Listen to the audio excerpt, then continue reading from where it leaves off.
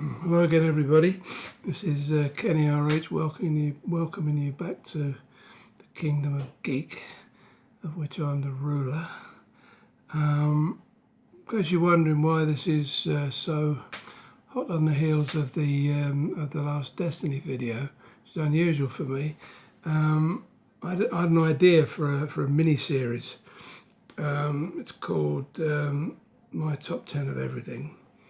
Which is fairly self-explanatory. I know it's not particularly original, but it'll enable me to put out, a few more videos, shorter videos, which will be more attention span friendly, because I realise that a lot of my videos have run, around about the hour mark, and it's a lot to expect people to sit for an hour to watch stuff. So this is just a new little series that I hope you'll like.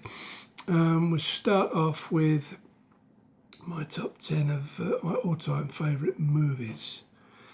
Now, this is a tricky one for me because, I've been going to movies for 60 years now, since I was around 10, 11. And I must have, in that time, if you say 60 years at an average of 2 a week, if you do the math, that comes out to 6,000 films that I've seen. 2 a week's probably a conservative estimate, but it's a lot of videos. So to pull out 10 from all of those is pretty tough. Now I'm not a populist by that. A lot of movies that people tend to like and enjoy and stick in their top 2 or 3 don't really appeal to me. I'm talking about stuff like maybe Citizen Kane, stuff like that. It's a Wonderful Life. Everybody seems to go back in time and quote those as their favourite movies. Now, I must admit I'm more in favour of contemporary movies for various reasons. So, there's some films that everybody loved that I actively dislike, like The Godfather, Butch Cassidy and the Sundance Kid, can't stand them.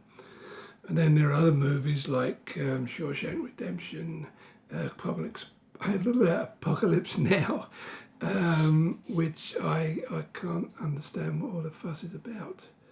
So, I tend to be more at home with contemporary stuff, with a couple of exceptions, which I'll show you in amongst this lot. But any road, enough of the gas. Let's get into my top 10 favourite movies.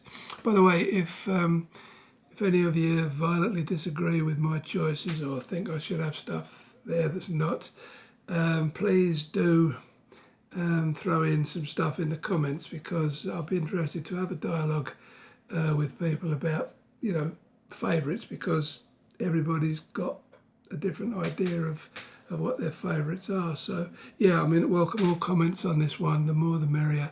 I'll answer them all. Let's get at it. Right, number 10. Bronson. This is a very strange movie in a lot of ways. It's kind of a biopic, but not. I think there's a lot of artistic license in there, but it's set up in a very unusual way. It's almost set up in the manner of an old music hall act. It's weird. Tom Hardy is great. If you're not familiar with Bronson, he's a career criminal. If you're not familiar with the film, in fact, Bronson was a career criminal who created havoc in prison. Bronson's not his real name, Charles Bronson. He's changed it. It's a really strange film, but it's directed by a guy called, I'm never sure whether it's Winding or Winding, Nicholas Winding Refn, I'll call him. And he's done about 3 films I really like. Fear X is one of them. Valhalla's another. And this is one of his efforts. It's not a long film, but it's as I say, it's a look at this larger than life character, and as I say, Tom Hardy's great in it, and it's just a very unusual biopic basically, but it's so well done. That I really love it. You know, when I say top 10 movies, I mean movies that I can watch anytime. You know, if I watched it yesterday, I'll still go and watch it today. But that's one film that I can watch any old time, anywhere. Right, number 9, Salt. Now I have to admit, I'm a rabid fan of Angelina, and my tongue's not working today. Sorry, guys. Angelina Jolie. It's a tricky one. Really a big fan of hers. I mean, she is a pretty face, but she's not just a pretty face. She's also a very good actress. This is best way to describe it if you haven't seen it. It's kind of a female born maybe in that area. It's about a woman called Evelyn Salt who gets outed by this Russian who comes in with some information, and he outs her as a double agent, and basically it's about a fight to redeem herself because she goes on the run after this. There's some great action sequences in it, you know. I mean, Angelina Jolie's good at that sort of stuff. Any of you who've seen Tomb Raider will know, and it's just a great sort of like spy romp with a few twists and turns along the way, it's another film that I can just put on and watch because it's so good. Okay, now number 8, V for Vendetta. Of course, it's based on the graphic novel by Alan Moore. Alan Moore wrote it. It appeals to me because I like films about anarchy. You know, I normally find them interesting. Anything a bit anarchic, and also it's a revenge flick, and I like those. And this one, if you're not aware, it's just about this guy. I won't put too many spoilers in, but it's just about this guy who is involved in experiments that changes him. And it's basically him getting back at the system with the aid of the girl who he more or less kidnaps, you know. But it's a great movie. I saw it at the cinema, and I was riveted by it. You know, I sat and hardly moved for the hour and 40-50 minutes that it's on. It's a good adaptation of the graphic novel. And I would recommend, if you like anything in that sort of arena. It's not a superhero flick as such. Like I say, it's more anarchy and revenge. But it's a really, really good movie. Okay, now in at number 7.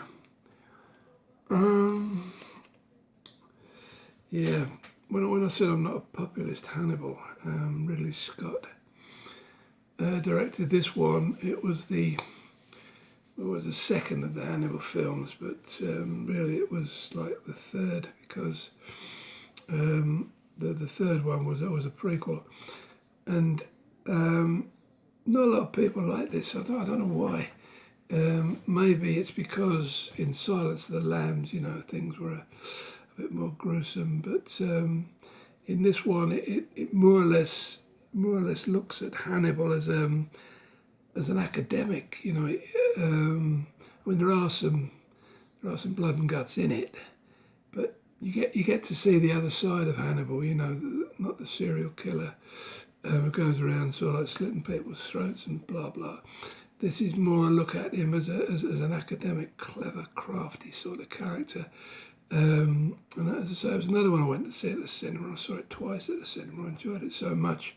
It's very rare I go back to see a film at the cinema. But yeah, for so as I say, Clarice Starling was changed. You know, a different actress to Jodie Foster, and I think a lot of people were a bit put off by that. But yeah, I really enjoyed it. It's another film that I can watch at any time. Okay, now we get down to my number 6 all-time favourites now. This is a movie that when I think of it, annoys me intensely. Nothing to do with the movie. It's more to do with the fact that Angelina Jolie, I got it right this time, was up for Best Actress. I can't remember what year it was, but she was up for Best Actress. And I mean, how she didn't win it, I do not know. I mean, the actress that won it, Kate Winslet, I've seen the film that she was in, and for me there was no comparison in the two performances. If any of you are not aware of this, it's a film about a woman in America back in the, I don't know, 30s, 40s, I can't remember the actual time period. It's going back a ways. Her son goes missing. And she goes through, you know, all tortures that parents do, and then suddenly they told her that her son had been found. And when she went to meet him at the station, it wasn't her son, or she said it wasn't her son, different boy. And the film basically is just her trying to convince people that this boy is not her son, it's a cuckoo. And it's the ordeal that she goes through in trying to get people to understand that it definitely isn't her son. It's an excellent movie. It's directed by Clint Eastwood, and it's a real tugs at the heartstrings, this one.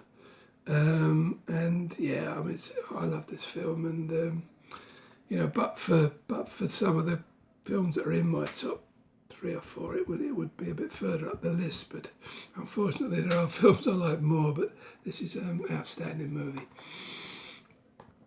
Okay, now we're down to number 5, in which we go back in time. This was mid-60s. I think most of you are familiar with Clint Eastwood as the man with no name in the Dollars film. Now, there were a trilogy of these. This is the first one I saw. I missed a Fistful of Dollars. I saw it later. Because in the old days, cinemas used to show films that had already been out. You know, it wasn't like now where you have the multiplexes where they just show current films. This was the second one I saw, and although I will admit that the third film, The Good, the Bad and the Ugly, is the better film, this one has a certain nostalgia effect on me, because it's the only film, it remains to these days, I've seen a lot of films at the cinema, it remains the only film that I've been to see 3 times at the cinema. I mean, I love this character. I was only about, 18 when I saw this, and, I thought I was Clint Eastwood, what a cool character. Sort of like monosyllabic, cool character, he's just great. And I went to actually see this 3 nights out of 4, which is a record for me. And I mean, I probably don't need to tell you a lot, because I would imagine a lot of you have seen at least one of the Dollars films. But I love this film, and as I say, it holds a special place in my nostalgia palace, if you like. Right, so that's number 5. If you excuse me, I'll just have to take a quick drink there because I'm losing my voice already. Okay, now we come to the top end of my choices. Okay, I mean, I love the new Star Trek films and what they've done with them. Love them, but I only wanted to pick one Star Trek film for this top 10, and That's the one. That is the one where Spock dies. Very touching scene. Because I love Spock. I mean, of all the series, the original series, still remains my favourite. Although, I do like Voyager and I do like Next Generation. The new one's pretty good as well. But the original crew are my favourites, and this is my favourite film. Amazingly, I only went to see this at the cinema once, because I really, really enjoyed it. Surprised I didn't go back. But basically it's just the story of Khan, who was in one of the television segments. It was the Enterprise, or a couple of the Enterprise crew, finding him on this planet, and it's all about him taking his revenge on Kirk. Really excellent movie, and not much more I can say about it. I think everybody's familiar with Star Trek. Okay, now we move into the top three. Okay. All right, you're probably looking at that thinking, what? Who? It's a little indie flick, as you can see there. Thora Birch from American Beauty, and Scarlett Johansson from The Avengers et al., who everybody knows quite well now. I'm not sure if it was their first movies. I don't remember seeing Scarlett Johansson anything before this. This came out 90s, I believe. And basically it's a not too close adaptation of a comic book by a independent creator called Daniel Clowes. He does a lot of satirical stuff and stuff based on his observations of people, perceptions, of people. And this is I should be running a mile away from this because it's got comedy in it. I'm not a big fan of American comedy. Secondly, it's about two postgraduate teenagers and girls at that.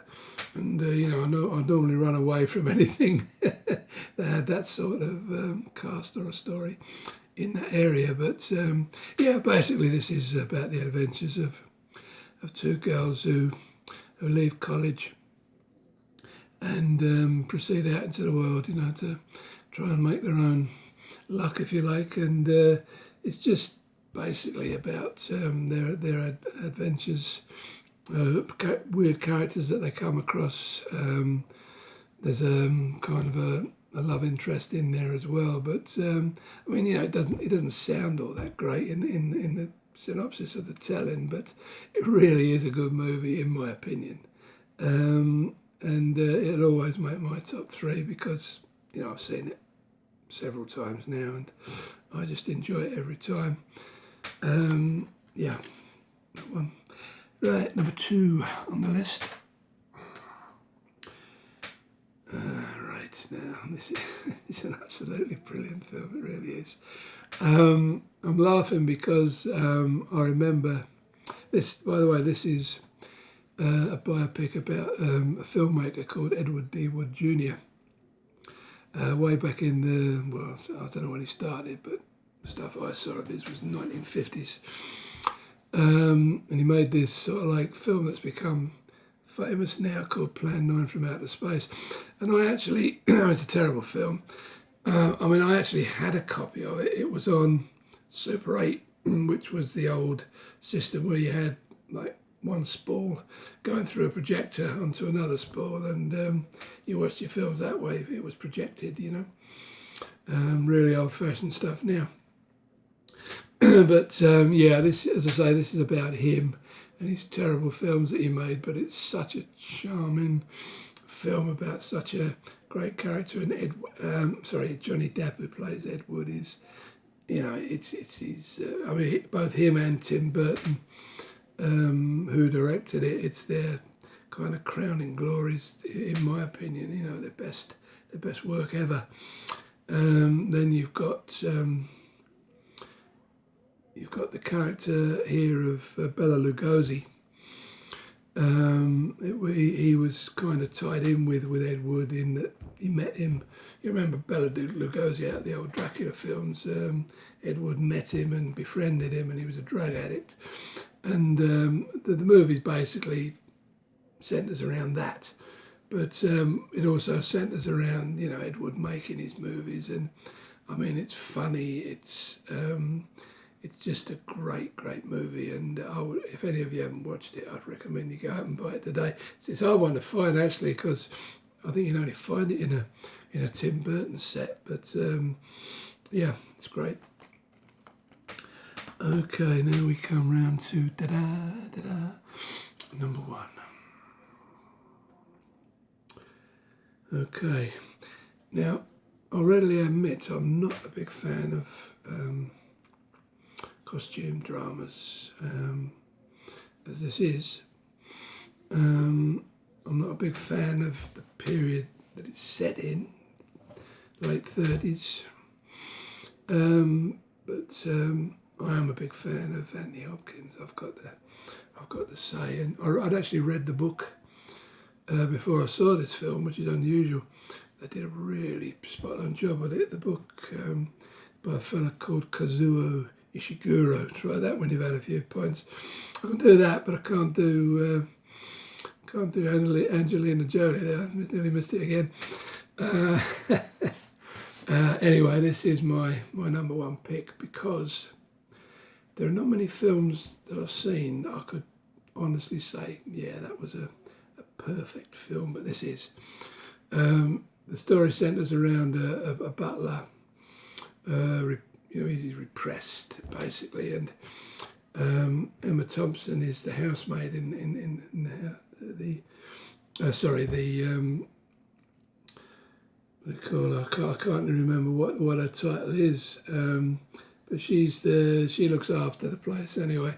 He's the butler. She's the I honestly can't remember. But anyway, it concerns these two and his sort of like repressed feelings for her. It also has a thread running through of the chap the man who owns the big hall at which they work. He's involved with the appeasement, trying to appease Hitler and his cronies in the Second World War, and that's kind of a thread that runs through it. But there's a lot of well-known English actors in this, and the performances are just spot on. The costumes are great. It's shot beautifully, and the story's just good. As I say, I would normally be running away from stuff like that, but this is a really top movie. And I went to the cinema to see it, and I had tears at the end, which is unusual for me, but I did. So that's my number one pick because it's not close to being a perfect movie. It is, in my opinion, the perfect movie.